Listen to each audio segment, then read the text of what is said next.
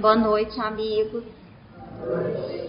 Agradeço mais uma vez essa oportunidade da gente estar aqui reunido, podendo conversar um pouquinho, sobre os ensinamentos de Jesus, verdades espirituais, e que Jesus, que os bons espíritos possam todos nos inspirar, que a gente possa sentir vibrar no nosso coração, no nosso espírito, um pouquinho dessa mensagem. Bom, amigos, nós vamos falar hoje sobre um tema que acompanha todos nós, todos aqueles que estão numa jornada evolutiva pelo planeta Terra, todos que transitam por aqui se deparam com essa situação, com esse tema que vai ser objeto hoje. Então está muito relacionado com a nossa vida. E antes, como numa perspectiva mais introdutória, vamos relembrar que nós somos todos espíritos eternos numa jornada em direção a Deus. Galgamos inúmeros degraus buscando a purificação, o aperfeiçoamento do nosso espírito. Nós sabemos que o planeta Terra é uma morada transitória. Aqui é uma escola e outras vezes, também podemos dizer, além de escola, um hospital. E é natural, como acontece com todas as escolas, que nós, que tenha uma metodologia de ensino, como toda escola tem a sua programação pedagógica, tem os professores, E dentro dessa pedagogia, se a gente falar que o planeta Terra é uma escola, nós entendemos que também nesse planeta vigora uma pedagogia. E a pedagogia aqui não é qualquer pedagogia, não, porque ela é a pedagogia divina. É a pedagogia de Deus. A gente vai ler aqui depois algumas perguntas do Livro dos Espíritos e a gente percebe que em alguns momentos ele até fala assim numa resposta: vão perguntar por que é desse jeito? E eles vão dizer, porque Deus instituiu que esse era o melhor programa para o progresso do nosso espírito. Então a gente chega aqui, existem cronogramas, existem recursos pedagógicos. Da mesma forma que quando a gente vai trabalhar o ensino com as crianças, o professor lança mão de inúmeras figuras, de recursos, a gente faz, quem é evangelizador sabe, a gente faz os recortes no EVA, na cartolina, a gente leva de tudo para as crianças para que elas compreendam algo. O nosso processo evolutivo também necessita disso, numa outra perspectiva. Então, quando nós fazemos o nosso planejamento reencarnatório, vamos encarnar neste planeta, nesta escola, nós nos deparamos com o seguinte recurso pedagógico: as expiações e as provas. As expiações estão relacionadas com a redenção do nosso espírito perante o nosso passado, aquilo que nós fizemos. E nós precisamos nos reharmonizar perante a lei de Deus. Daí vem a expiação. A gente chama também de resgate. E aí nós vamos passar por situações adequadas para a reparação, para a reharmonização do nosso espírito perante questões do passado. E as provas? Mas nós também temos as provas. E as provas estão relacionadas com a perspectiva do nosso aprimoramento para o futuro. Nós, assim como as escolas, possuem um programa teórico e depois não tem a prova para ver se o aluno realmente aprendeu. Existe assim, aqui uma grande diferença no nosso caso. As nossas provas são de natureza prática. Não vai vir um questionário para a gente responder por escrito. Muito da teoria nós aprendemos no plano espiritual. E aqui na Terra a gente vem para a prática. E é por isso que às vezes a gente tem no nosso planejamento aflições, obstáculos, sacrifícios, situações muito difíceis. Mas é porque são elas que testam ou que fazem germinar a semente latente das virtudes que nós trazemos dentro de nós. Então vejam, hoje, para a gente conversar um pouco sobre as provas, nós vamos nos valer aqui de um texto do espírito Humberto de Campos, ele traz para nós uma narrativa que está no livro Reportagens de Além Túmulo, o capítulo intitulado Dois Companheiros. E aí ele vai dizer o seguinte, que lá no plano espiritual estavam ali dois amigos. Vejam, dois amigos, eles desencarnaram e estão no plano espiritual.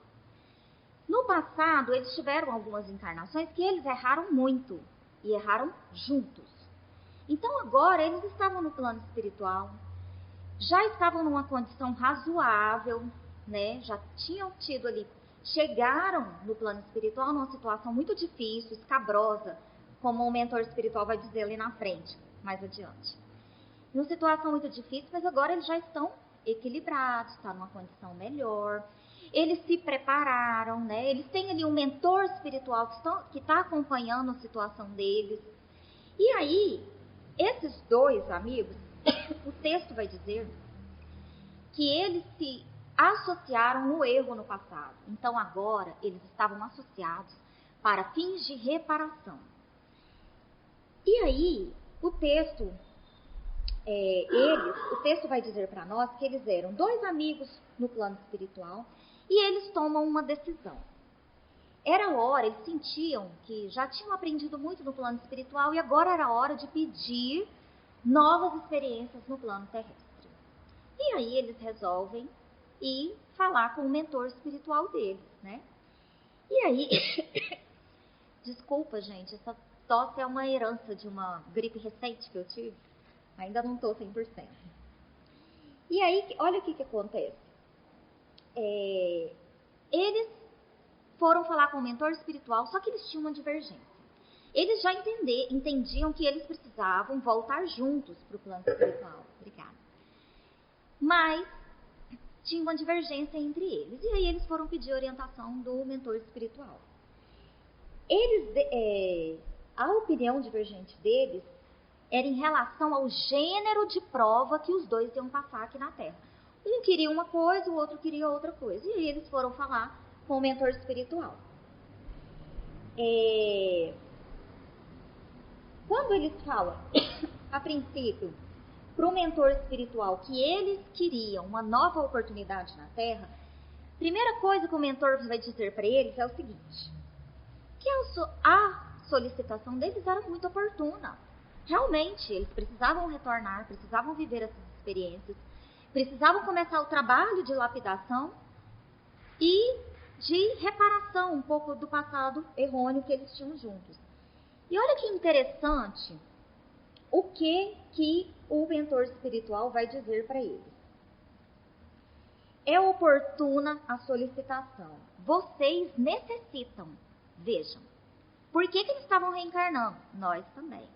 Vocês necessitam intensificar o aprendizado, iluminar o entendimento. Essa palavra é tão presente na minha vida, eu medito muito sobre ela. Entendimento na nossa vida. E adquirir sabedoria. Então o mentor já chega para eles e fala, não, tá certo, vocês precisam ir mesmo. Para quê? Para intensificar a nossa aprendizagem, porque lá nós estamos trabalhando a teoria, mas é preciso vir passar pela aprovação. E iluminar o nosso entendimento. É tão importante a gente ter entendimento na nossa jornada, na nossa caminhada, porque o entendimento, vocês viram que ele colocou o entendimento e logo em seguida ele falou da sabedoria. Iluminar o entendimento para quê? Adquirir sabedoria. Porque conhecimento e sabedoria não é a mesma coisa. Nós até já falamos aqui algumas vezes, nós até trouxe aqui uma historinha, né? Não sei se nessa casa nós comentamos, mas uma historinha da diferença do conhecimento e da sabedoria, né? Que é dois discípulos foram falar com o seu mestre e perguntaram para o mestre, nós gostaríamos de saber a diferença entre conhecimento e sabedoria. E o mestre fala para eles assim, vamos fazer o seguinte, eu vou dar uma tarefa para vocês, no final da tarefa vocês vão saber qual é a diferença entre conhecimento e sabedoria. E aí o mestre diz para eles, amanhã vocês vão subir aquela montanha, mas vocês vão colocar dentro do sapato um grão de feijão. E aí de manhã cedo lá vão os dois para essa jornada para ver se eles com essa certeza de que no final o mestre disse que eles iam saber a diferença entre conhecimento e sabedoria. E aí, eles estão subindo, e no meio do caminho, um fala, eu não aguento mais. O meu pé está acabado, eu não consigo mais subir. E o outro estava super tranquilo, subindo numa tranquilidade, como se nada estivesse incomodando. E aí ele pergunta para o amigo, como é que você está conseguindo subir? Tanto que meus pés estão todos doloridos. E aí o amigo diz, não, o mestre falou que era para a gente subir a montanha com um grão de feijão no pé, mas ele não falou nada sobre cozinhar ou não o feijão. Ontem à noite eu cozinhei o feijão. Então vejam, o que estava subindo com grande dificuldade, vocês acham que ele não sabia que se cozinhasse o feijão? Ele não tinha esse conhecimento que cozinhar feijão amolecia o feijão? Mas ele usou o conhecimento? Não, ele não usou o conhecimento.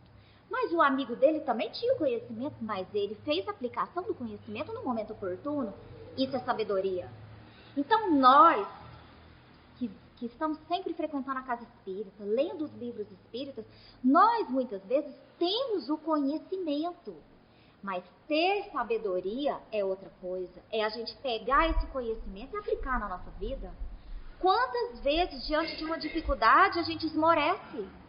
Mas nós não lemos que as dificuldades são necessárias para o nosso aprimoramento, para o nosso crescimento espiritual. Por que nós nos rendemos ao desânimo? Porque nós não estamos aplicando conhecimento.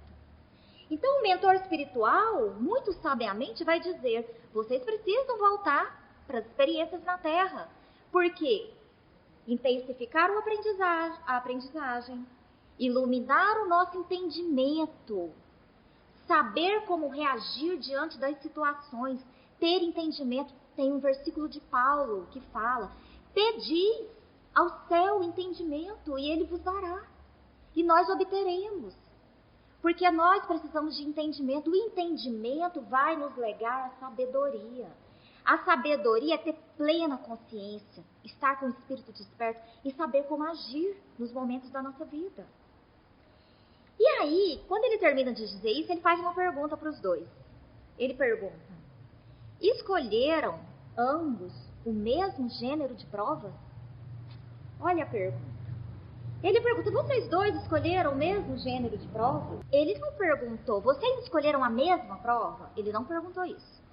Ele perguntou, vocês escolheram o mesmo gênero de provas? Porque nós não escolhemos todos os detalhes da nossa encarnação.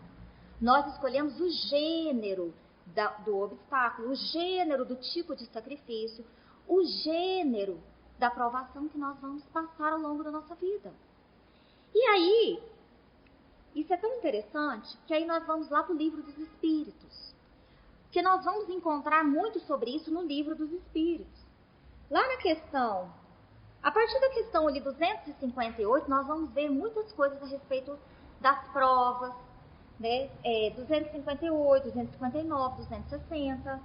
E aí a gente, lá no 258, Kardec teve a curiosidade, perguntou para os espíritos.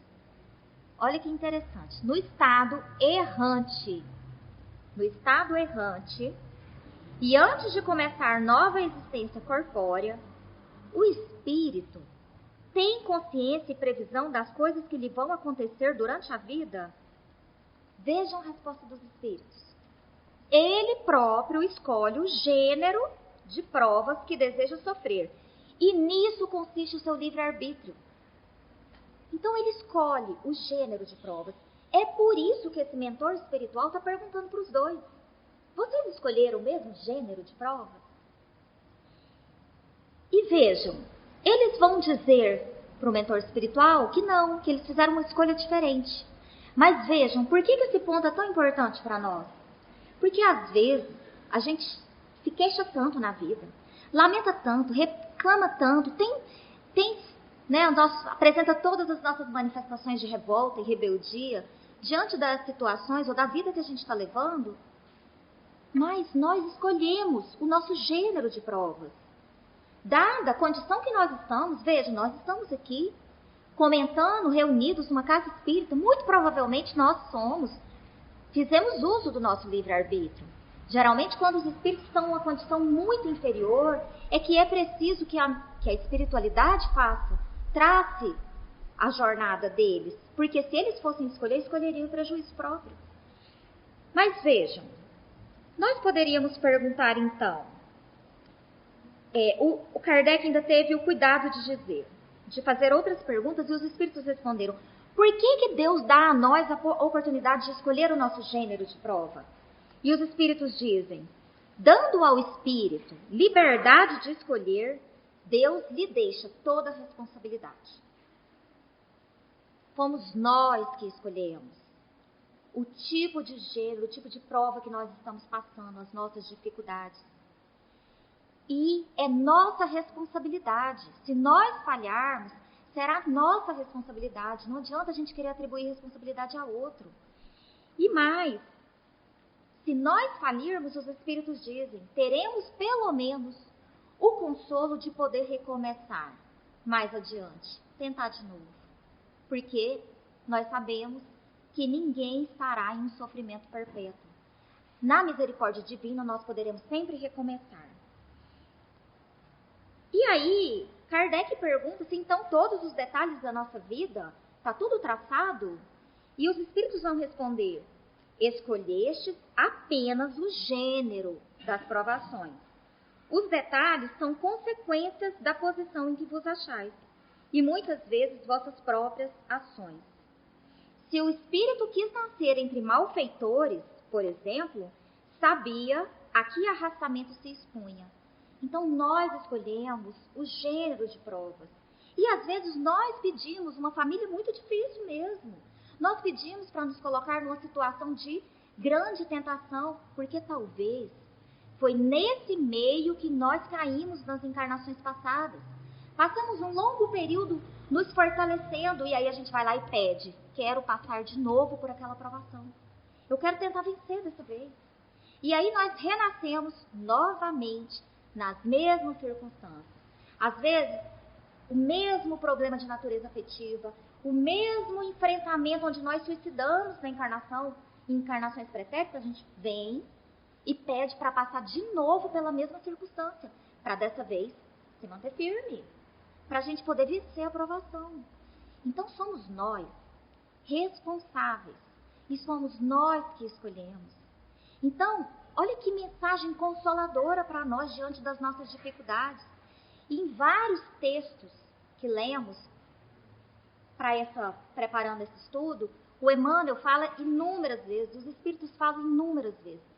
Nosso problema é renascer e por causa do véu do esquecimento não lembramos que fomos nós que pedimos e aí vivemos uma vida de lamúria, de reclamações e de revolta.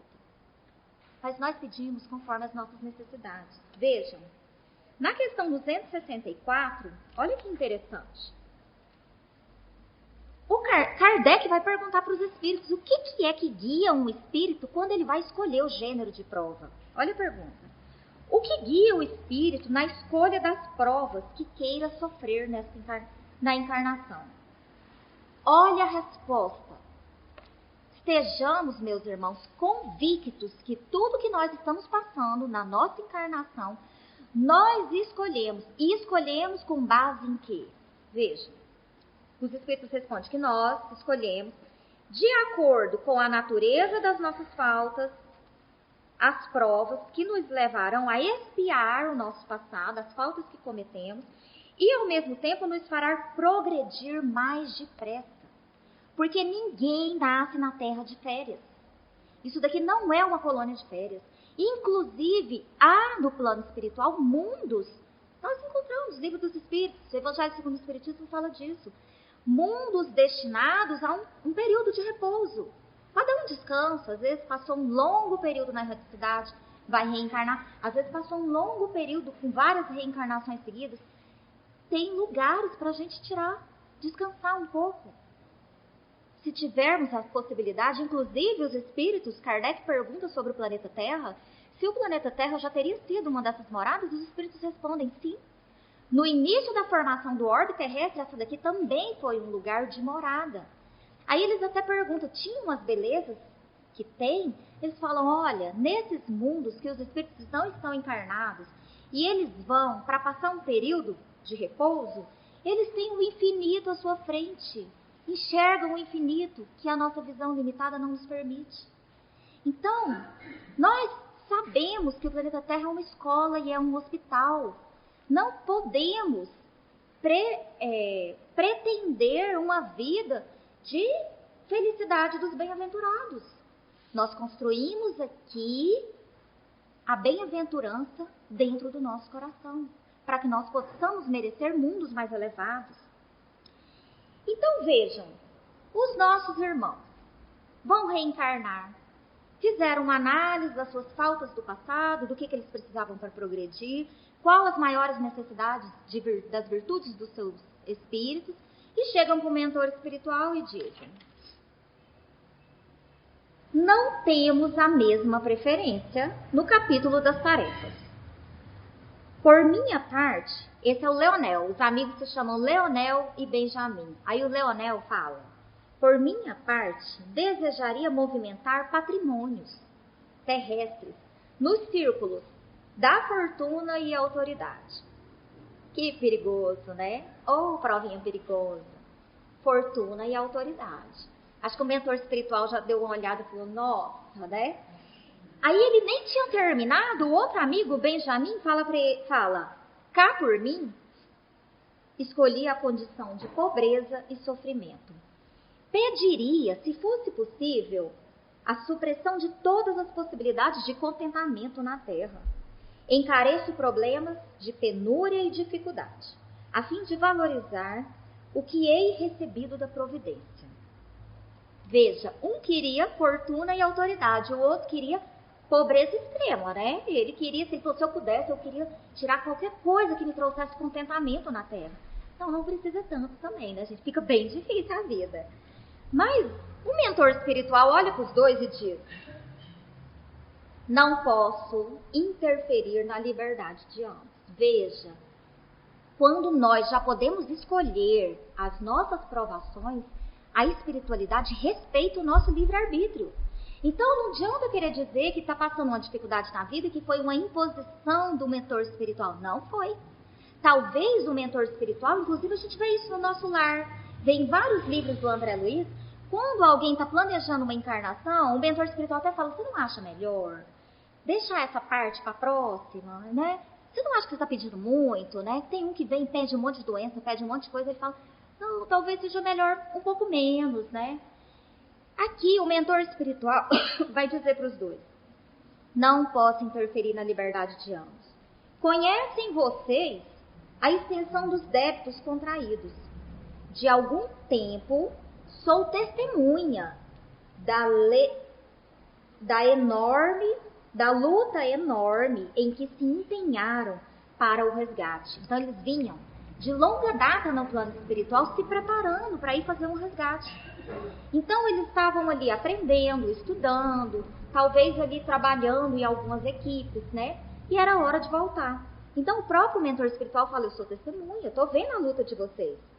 Fizeram jus por isso a novo ensejo de trabalho e elevação.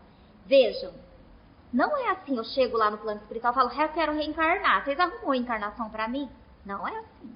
Divaldo vive falando nas palestras que tem filas enormes, todo mundo, muitos espíritos querem reencarnar. Nós estamos numa oportunidade bendita. Nós conseguimos, reencarnamos. E aí, ele fala, vocês viram o que o mentor espiritual disse? Ele disse: eu sou testemunha da luta, e por conta dessa luta, essa dedicação vocês obtiveram, fizeram jus a essa oportunidade de reencarnação. Aí o mentor espiritual diz: partilha no erro, determine a partilha de responsabilidade. Ser-lhe-ão abertas as portas do serviço santificador. Não se desunam, pois, nos caminhos da purificação. Vejam, o que ele está dizendo? Vocês erraram juntos, agora vocês vão para o resgate juntos. Ele fala: partilha de erros gera partilha de responsabilidade e de resgate. Então ele diz: vocês podem até escolher provas, mas vocês não devem se desunir. Olha, não se desunam, pois, nos caminhos da purificação. Fortuna e pobreza são bancas de provas na escola das experiências terrestres. São continentes da possibilidade. Ambos oferecem horizontes largos e divinas realizações. O que é fortuna e pobreza? É o gênero de prova que eles escolheram. E ele diz, e também são bancas de provas. Mas essa, tanto a fortuna quanto a pobreza, permite grandes possibilidades de aproveitamento para o espírito, de aproveitamento para as pessoas que estão em torno. O que determina o sucesso da nossa encarnação é o uso que nós estamos fazendo de todas as possibilidades que temos. Aí o Leonel e o Benjamin respondem para ele, né? Ouviram os conceitos, renovaram promessas. Nós suplicamos pela encarnação e nós fizemos muitas promessas no plano espiritual. Promessas de que não iríamos errar, que não vamos falir, que vamos ficar firmes. Pode dar essa prova aí, eu dou conta, eu vou dar conta, eu estou preparada. É assim que a gente fala lá no plano espiritual, né? Partiram mais tarde para essa provação. E aí? O que será que aconteceu? Veja, um pediu riqueza, o outro pediu pobreza. E eles não podiam se separar. O que a espiritualidade fez? O que queria ser rico, nasceu filho de um grande senhor de terras.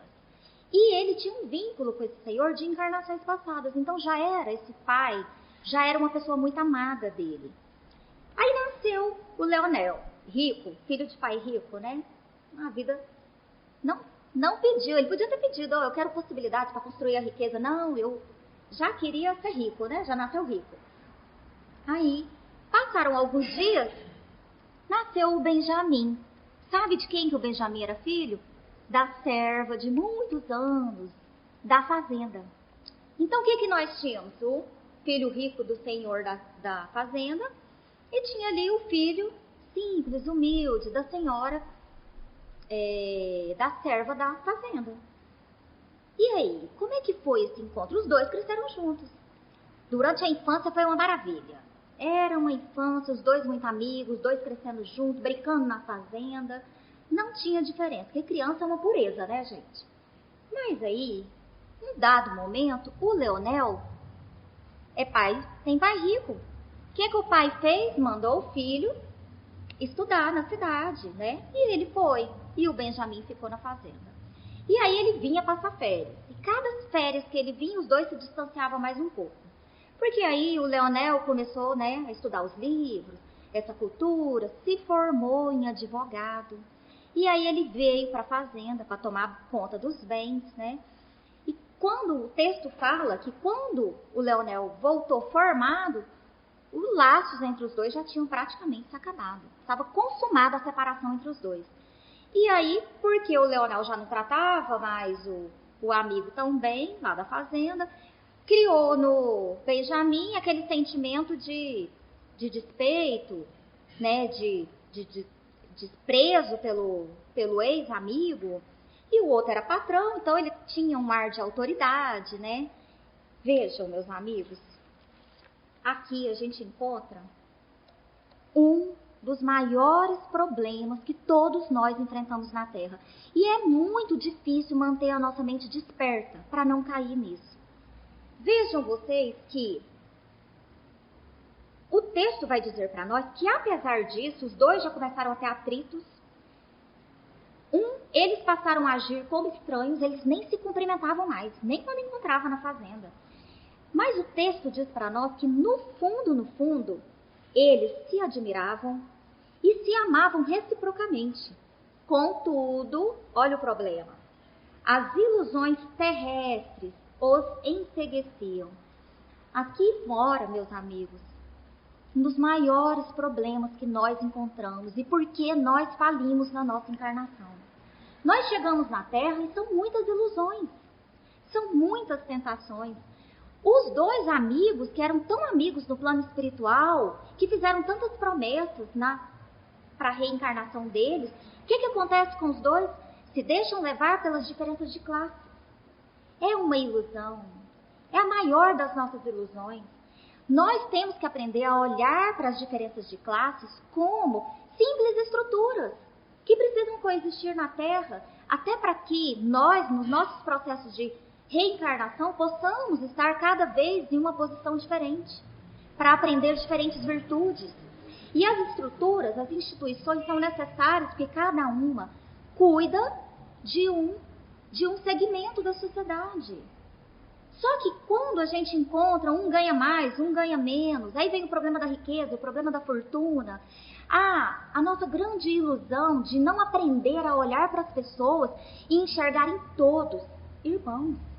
Não sei se vocês se recordam, mas Jesus, na sua exemplificação na terra, falava com os ricos e falava com os pobres, falava com os enfermos e falava com os sãos, conversava com a gente simples da Galileia e também com os rabinos das sinagogas. Não tinha espaço para excluir e desprezar a ninguém. É uma grande ilusão a gente olhar e achar que as classes podem nos separar. Nós somos todos filhos do mesmo Pai. Nós estamos vivenciando cada um uma posição que lhe é inerente, necessária para o progresso do seu espírito. Um hoje é rico, está com uma grande tentação nas mãos, porque é perigoso. Uma das provas mais difíceis, a riqueza e a beleza. Sempre nos dizem os espíritos. A beleza porque seduz muito para a sensualidade. A riqueza porque a pessoa pode cair em grandes desregramentos, tanto materiais quanto apegos. E nós vamos ver o que aconteceu com eles aqui. Mas que na nossa caminhada evolutiva, na nossa encarnação, não nos deixemos sucumbir pelas ilusões. Reparem, às vezes eu presto atenção, às vezes, por que eu tratei tão bem uma determinada pessoa e às vezes com indiferença a algum outro? A gente tem que parar para pensar, de estar desperto, consciente, prestar atenção nas nossas atitudes, porque essa separatividade que vem de milênios, a gente reencarna e vive essas diferenças de classes, isso de alguma forma está enraizado no nosso atavismo, né? A gente precisa se sobrepor a essas questões que são terrenas, necessidades terrenas. Pairar acima e manter o nosso espírito sempre elevado, para a gente olhar para o próximo e enxergar sempre um irmão. Ninguém é melhor do que ninguém. As pessoas se separam por causa da cor da pele, por causa da roupa que veste, né? Hoje a gente vive tempos difíceis. Temos aí profissões chamadas de influenciadoras, os influencers. E as pessoas seguem e eles já dizem qual que é a profissão? Influenciar. Você está me seguindo? Estou te influenciando. Já está dizendo o próprio nome da profissão, já diz o que é que está fazendo. E quantas vezes nós nos deixamos arrastar por esse mundo da informação? Meus irmãos, a gente precisa aprender a ter oração e vigilância e foco no nosso Mestre amado Jesus. Simplicidade. A gente não vai errar nunca se nós estivermos sempre tentando seguir os ensinamentos de Jesus. A gente não cai. A gente não sucumbe às ilusões. E vejam, nosso tempo é curto, então eu vou adiantar aqui. Eles então ficaram numa situação em que um muito rico, ele voltou da faculdade, ele só pensava em como ganhar grandes fortunas, em como ter ganhos fáceis e vultosos. Então ele se tornou obcecado, se tornou uma pessoa, pôs a mente, como diz o texto, no egoísmo, na avareza, ele só pensava em ganhar dinheiro. E se tornou uma pessoa egoísta e autoritária. O outro, por conta dessa situação, ele não soube lidar com essa situação. Que ele, na pobreza, ele se sentiu humilhado pelo amigo, o ex-amigo, né? E aí os dois começaram a ter grandes atritos. E o texto vai dizer, pusera a mente no egoísmo e o outro se concentrava na rebeldia, na grande vaidade, no despeito, na indisciplina. Então, o Benjamim, que nasceu na pobreza, se tornou um revoltado. O outro, que nasceu na riqueza, se tornou quase um tirano, um soberbo, um egoísta, exatamente. E vejam, os dois nessa situação. E aí, o Leonel, que era o rico, tinha o Leonel rico, o Benjamim, o pobre. O Leonel, por causa da discussão entre os dois, era tão grande a animosidade, que o Leonel até tentou sair da fazenda várias vezes e tentar arrumar emprego em outro lugar. Mas vocês lembram que tinha uma coisa que estava estabelecida no plano deles? Os dois não podiam se separar. Eles não podiam se desunir. Aí ele saiu várias vezes, pediu demissão, foi em outras fazendas, tentou emprego. No fim ele acabava sempre voltando, implorando para o Leonel aceitá-lo de volta na fazenda. E aí o Leonel acabava aceitando, porque estava nos impositivos da lei, né? O texto ainda diz assim: várias vezes ele foi buscar emprego em outras regiões, tentando se afastar, tentando, olha o que o texto diz, burlar a lei que estava estabelecida. Mas nunca dava certo, porque eles tinham que ficar juntos, então ele acabava voltando. Vejam vocês, tem coisas na nossa vida que às vezes a gente não explica. É porque está no planejamento, né? E aí, só que o texto vai dizer que eles não estavam desamparados. No nossa programação, a gente não está desamparado. A providência divina está cuidando de nós. Então, no plano espiritual, eles tiveram que tomar alguma providência. Então, o que eles fizeram? A providência que eles arranjaram foi socorro através da assistência religiosa. Nesse caminho, o Leonel, que era o rico, se tornou, já era católico, um grande católico, né, muito católico. Só que o que ele fazia? Ele usava tudo das escrituras para justificar os seus erros. Então era um catolicismo bem conveniente. E o outro, o pobre, o Benjamin, ele se tornou espírita convicto. Aí a gente vê agora, talvez alguma esperança. Mas sabe o que ele fazia? Tudo que ele ouvia, ele achava que era para os outros. Nada era para ele, né? Alguma semelhança, né, gente? É mera coincidência. Né? Acontece muito, né, com a gente. A gente está na palestra e fala, nossa, fulano tinha que estar aqui hoje. Não, é para nós mesmos, né? E aí, ele considerava que tudo era para os outros, e aí ele seguia como cego, sempre inconformado e revoltado. E o outro, que usava o evangelho para justificar os seus erros, ele acabou seguindo sempre obcecado pelo apego ao dinheiro e o ideal de lucro fácil. Mas chega um dia que desencarna, né, gente? E os dois desencarnaram. E os dois desencarnaram numa situação de inimigos irreconciliáveis. Vejam vocês. Eles estavam no plano espiritual numa situação até razoável. Vocês não acham que eles estavam um pouquinho melhor? Estavam numa situação razoável, eram amigos, tinham consciência dos seus erros, planejaram o reencarnaram. Aí vem o véu do esquecimento, não fizeram o devido aproveitamento da encarnação, voltaram como inimigos. Para onde que eles foram? Para uma situação muito difícil, para uma zona de sofrimento. Chegaram e encontraram, como diz o texto, sombras espessas. E aí, quando eles chegam no plano espiritual, eles não entendem por quê, mas acontece uma certa ligação entre os dois. Eles seguem no plano espiritual como que algemados, um ao outro. É porque eles têm ali um vínculo, uma afinidade, até das próprias encarnações, né? E aí eles ficam lá sofrendo, inimigos, e ficam desse jeito por anos. Até que um dado momento, a memória vem e os dois se recobram aquele momento, o passado dos dois. Eles recobram que eles eram amigos no plano espiritual, que eles planejaram a encarnação juntos. E aí os dois entram em sofrimentos e prantos. E é a hora que eles conseguem reencontrar o mentor espiritual deles. E aí eles vão chorar por mentor espiritual, né, amigos? E vejam, o que o mentor... Vamos só colocar o que o mentor disse para eles. O carinhoso, eles chegam, eles choram muito pro mentor. E o mentor vai dizer para eles assim: não estranho a dor que lhes fere o espírito enfermo. A face do... Por quê? O mentor fala, não estranho o sofrimento de vocês, porque vocês tiveram tempo perdido e um ensejo, uma oportunidade mal baratada.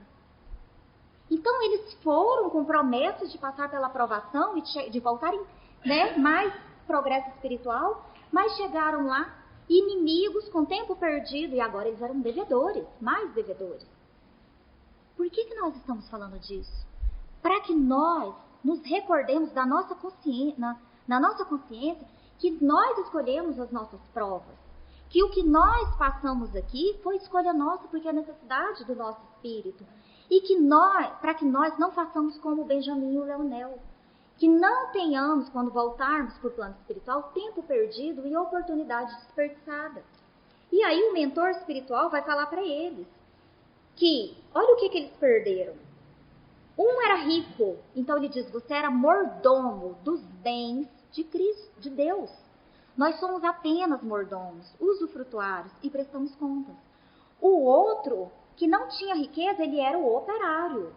E aí o texto vai dizer para nós assim, os dois estamos todos numa grande classe de cooperadores. Ora, nós somos mordomos, estamos retendo bens materiais para trabalhar, para pôr a serviço da obra divina. Ora, nós estamos na privação, na dificuldade financeira, para desenvolver também o nosso espírito.